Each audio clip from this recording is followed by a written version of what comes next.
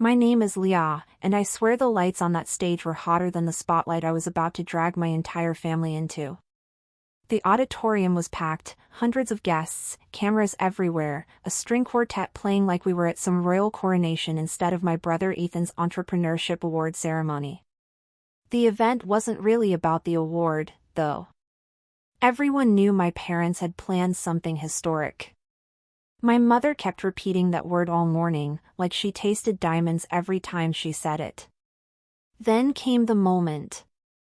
My father strutted to the microphone with the confidence of a man who'd never heard the word no in his life. My mother clung to his arm, beaming. Ethan stood between them, handsome, charming, brilliant, the golden child our family had practically been grooming since birth. My father raised a hand dramatically. "Tonight," he announced, "your mother and I would like to present Ethan with a gift. A token of our belief in his future." My mother squeezed Ethan's hand, already crying. Cameras zoomed in. The string quartet paused in anticipation.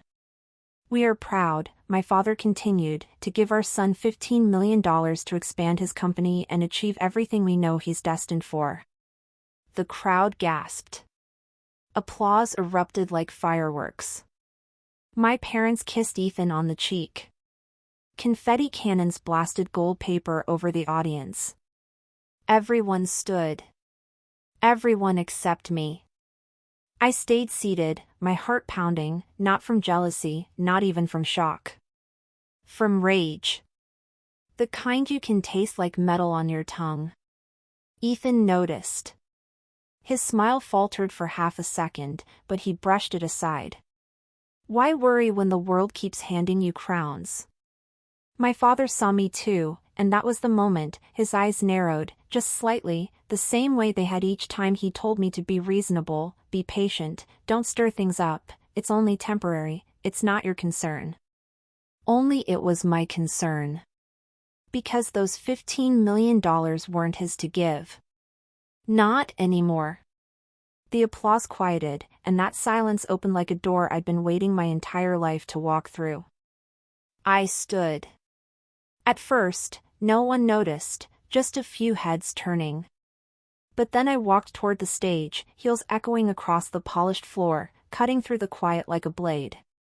My father's smile froze. My mother whispered, "Lia, sit down." Ethan frowned. "Lia, don't do this." But I kept walking. I didn't stop until I was right beside them, facing the microphone. I reached for it slowly, my hand steady. "You can't give," I said, my voice ringing out over the speakers, "what you don't own." The room went still. My father's face drained of color. "Lia," he hissed under his breath, "this is not the time." "Actually," I said, turning toward the audience, "it's exactly the time." My pulse thundered. My throat felt raw. But I didn't hesitate. "For those who don't know," I said, "our parents have been managing the family trust since we were kids, my trust, Ethan's trust. Equal shares." That was the agreement. Whispers rippled through the crowd. My portion was supposed to be protected until I turned 30. Except, I let the word hang, a slow drop of poison, a sizable amount went missing. Quietly transferred out. Used without authorization. My mother reached for my arm. "Lia, please." I stepped away.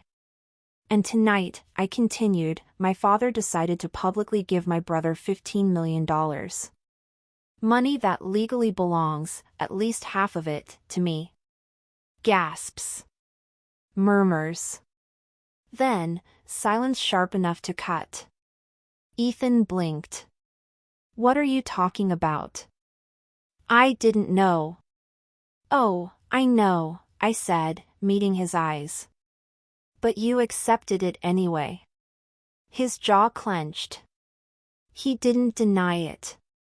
My father straightened, trying to regain control. "This is a misunderstanding. A private family matter. We can discuss it later. I smiled, a slow, cold smile that didn't reach my eyes. Dad, I said, I already discussed it. With my attorney. The entire room inhaled at once.